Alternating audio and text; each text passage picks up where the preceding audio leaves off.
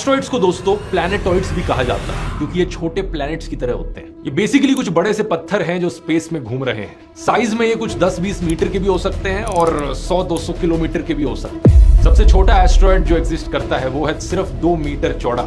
सबसे बड़ा है सेरेस नाम से 940 किलोमीटर डायमीटर में। ज्यादातर एस्ट्रॉइड्स हमारे सोलर सिस्टम में मार्स और जुपिटर के बीच मौजूद एस्ट्रॉइड बेल्ट में पाए जाते हैं, जहां पर मिलियंस में एस्ट्रॉइड्स मौजूद हैं। अब होता क्या है, कई बार ये एस्ट्रॉइड्स इस बेल्ट से दूर निकल जाते हैं और धरती के करीब आ जाते हैं। ऐसे केस में हम इन्हें नियर अर्थ ऑब्जेक्ट्स करके पुकारते हैं, शॉर्ट में कहा जाए NEOs।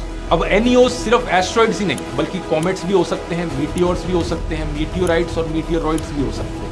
आप पूछोगे फर्क क्या है इन सब में? अब देखो दोस्तों, होते ये सारे के सारे पत्थर के टुकड़े ही हैं जो स्पेस में उड़ रहे होते हैं, लेकिन जिस तरीके से हम इन्हें डिफाइन करते हैं फर्क वहां पर आता है। जैसे कि एस्ट्रॉइड्स बने होते हैं पत्थर और मेटल के, कॉमेट्स बने होते हैं बर्फ, पत्थर और डस्ट के। इन्हें डर्टी स्नोबॉल्स भी कहा जाता है। एस्ट्रॉइड्स मार्स और जुपिटर के बीच एस्ट्रॉइड बेल्ट में पाए जाते हैं, कॉमेट्स कुइपर बेल्ट में पाए जाते हैं। ये बेल्ट नेपट्यून के आगे है और दूर है सोलर सिस्टम में। कॉमेट्स जब स्पेस में उड़कर जाते हैं तो उनके पीछे एक टेल सी दिखती है जो एस्ट्रॉइड्स में नहीं दिखती। अब मीटियोरॉइड जो होता है वो एस्ट्रॉइड या कॉमेट का छोटा सा टुकड़ा होता है। जब कोई भी मीटियोरॉइड धरती के करीब आता है, हमारी एटमॉस्फेयर में एंटर करता है, तो उस मीटियोरॉइड को हम मीटियोर बुलाते हैं। जब ये होता है तो बड़ी तेजी से वो बर्न कर जाता है और एक लाइट की स्ट्रीक हमें दिखती है। इसे शूटिंग स्टार भी कहते हैं, अगर आसमान में आपने कभी देखे हो।